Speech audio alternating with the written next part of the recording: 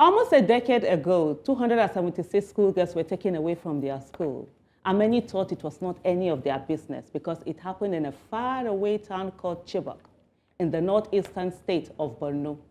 There were many more who were angry that a group of citizens came out to demand that the girls be rescued by the government of the day. Those who came out to make demands on behalf of the schoolgirls that were taken away were looked upon as enemies and vilified both by government and citizens. At a time when the whole nation was supposed to rally together and go after a common enemy that had dared to take our children away. At a time when the empathy of the people was needed to rally around parents whose children had been taken away, it was hoarded and made expensive.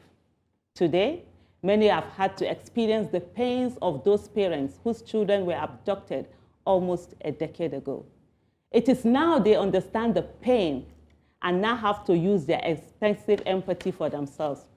We're a nation of people with very expensive empathy, and many have to wait to be affected before they can relate. And it is common to hear things like, "I never knew Nigeria would happen to me." Really? When it happened to others, you couldn't relate? You felt immune? You thought you had the patent to prayers and it can never be your portion? Trust Nigeria. Until we begin to give more freely of our empathy and feel the pains of others and make demands on their behalf, even when we are not directly affected, we all keep falling victims one after another. As our collective silence will continue to embolden the perpetrators and give enabling environment for government to abdicate its responsibilities. Nigerians have failed to understand that we are all victims waiting to happen.